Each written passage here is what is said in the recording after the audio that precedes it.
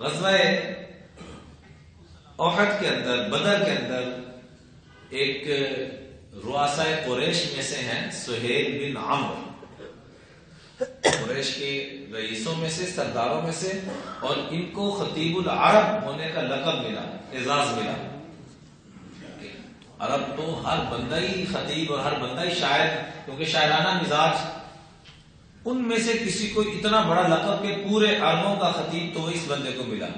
اور آپ حیران ہوں گے کہ اپنی اس خطابت اور فصاحت اور بلاغت کو ہمیشہ حضور صلی اللہ علیہ وسلم کے خلاف استعمال کیا ہے۔ یعنی پوری دنیا کے گستاخ رسول اکٹھے کیے جائے تو ایک طرف، اور یہ سب سے بڑے گستاخ کہ ہزاروں کا مجمع اکٹھا کرنا اور آپ کے خلاف بولنا۔ اور یہ وہی شخص ہے، آپ نے یقیناً صلح حدیبیہ کے موقع پہ سنا ہوگا کہ جب آپ علیہ الصلوۃ والسلام حضرت معاہدہ کر لکھے تو لکھا تھا من محمد رسول اللہ، کہ حضور جو اللہ کے رسول ہیں ان کی طرف سے۔ یہاں آپ کو یاد ہوگا جملہ بولا جاتا ہے کہ قریش مکہ نے کہا تھا کہ بھئی رسول اللہ مان لیا پھر تو لڑائی ختم ہو جاتی ہے، رسول اللہ ختم کرو، صرف لکھو محمد عبداللہ، محمد بن عبداللہ۔ تو یہ اسی بندے نے کہا تھا، کیونکہ یہ بہت بڑا خطیب بھی تھا۔ بدر کے موقع پہ پکڑا بھی گیا، حضرت عمر نے کہا یا رسول اللہ اجازت ہو تو اس کے آگے سے 2 دانت توڑ دوں؟ حضرت عمر کہہ رہے ہیں یا رسول اللہ اجازت ہو تو اس کے آگے سے 2 دانت توڑ دوں؟ جو آپ کے خلاف استعمال ہوتی ہے یہ فصاحت اور بلاغت۔ تو آپ نے مسکراتے چہرے کے ساتھ فرمایا کہ اے عمر، کیا تو اس بات کو پسند نہیں کرتا کہ یہ فصاحت اور بلاغت دین کے لیے استعمال ہو؟ ہم بروں کو ختم کرتے ہیں، میرے آپ کے آقا نے برائی ختم کی ہے۔ ہم کس کو ختم کرتے ہیں؟ بروں کو ختم کرتے ہیں، برائیاں نہیں ختم کرتے۔ خود بھی برے ہیں، خود بھی برائیوں والے۔ آپ علیہ الصلوۃ والسلام نے کس چیز کو ختم کیا؟ برائیوں کو، کفر کو ختم کیا، کافروں کو ختم۔ ہم کس کو ختم کرنے کے چکروں میں اس سے نکلنا ہے میرے دوستوں۔ کافروں کو ختم کر کے کس کو مسلمان بنائیں گے؟ بھائی ان کو مسلمان بنانا ہے، اس کی فکر کرنی ہے، اس کی پہلے پلاننگ کرنی ہے۔ جو پہلے مسلمان ہیں نام کے ان کو کعبہ کا بنانا ہے، اور جو نہیں ہے ان کو مسلمان بنانا ہے۔ اسی پہلے ہاتھ ہی رکھے گا، گولی مارو ختم کرو۔ کتنا خوش ہوتے ہیں فلاں کافر اتنے مردار ہو گئے، آپ علیہ السلام کی آنکھوں میں تو آنسو آیا کرتے تھے۔ ہمیں کیا ہوتا ہے؟ بولے تو صحیح، فلاں جگہ تباہ ہو گیا، بندے مار گئے، بڑا چنگا ہے۔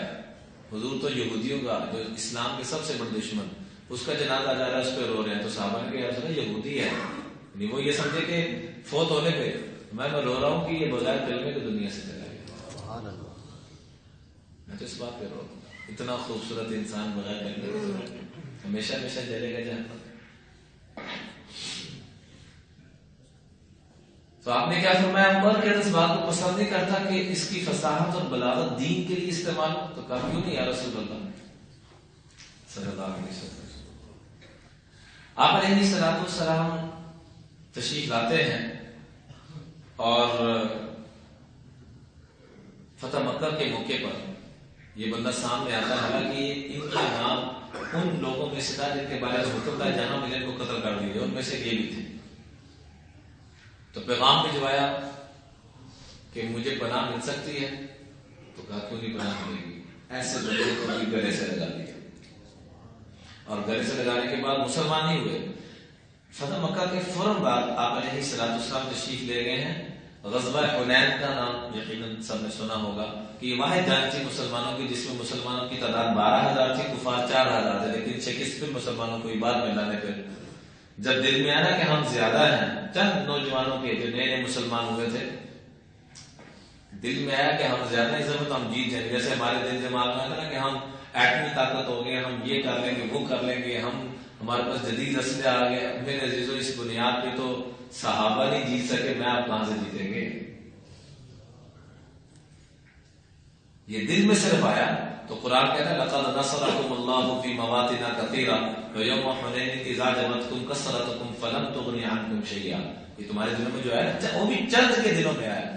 تو آج فتح کو میں شکست میں تبدیل کروں گا۔ پہلی لڑائی ہے جس میں مسلمانوں کی تعداد زیادہ بننا، ہر بدر میں دیکھیں 313 ادھر 1,000، احد میں دیکھیں ادھر چند ادھر کئی ہزار، خندق میں دیکھیں پورا عرب اکٹھا ہو کے آ گئے۔ یہ پہلی لڑائی ہے جس میں مسلمان ڈبل سے بھی زیادہ ہے، اور اسی میں قرآن کہہ رہا ہے یوم حنین اذ اعجبتکم کثرتکم، جب تمہارے دلوں میں یہ اجب پیدا ہو گیا کہ ہم کثیر ہیں، فلم تغنی عنکم شیئا، اب اللہ کی مدد آگے نکل پاس ہے۔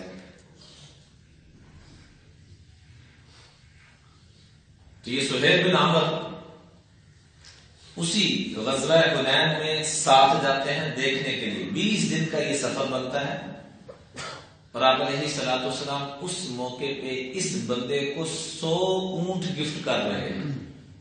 کس کو؟ جس نے پورے عرب میں حضور کے خلاف چرچے کی، اور ابھی 20 دن پہلے آ کے کہتا ہے کہ میں آپ کی حمایت میں آتا ہوں، آپ 100 اونٹ دیتے ہیں، اچھے اخلاق سے پیش آتے ہیں۔ اور جعرانہ ایک مقام ہے جہاں سے کئی حجاج کرام عمرے کے لیے بھی جاتے ہیں، حج کے لیے بھی جاتے ہیں، میقات ہے جعرانہ، وہاں تک آتے ہیں حنین سے نکل کر، اور آپ کے اخلاقیات سے اتنے متاثر ہوتے ہیں کہ کہتے ہیں یا رسول اللہ مجھے اپنی غلامی کا اندر شامل فرما لیں۔ ایسے ہی غزوہ احد کے موقع پہ آقا علیہ الصلوۃ والسلام کے دندان مبارک شہید ہوئے، غوث کی کڑیاں ادھر لگی اور پتھر لگا آگے، اور پیچھے جا کے گرے، یہ جگہ سر والا یہ حصہ پیچھے پتھر کو لگا، اور آقا علیہ الصلوۃ والسلام بے ہوش ہو گئے۔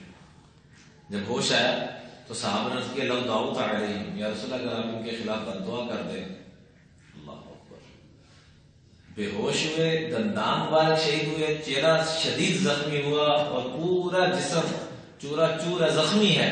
اس حالت میں کیا فرمایا؟ اللہم اہد قومی فانہم لا یعلمون، اللہ میری قوم کو پتہ نہیں ہے، ان کو ہدایت عطا فرما۔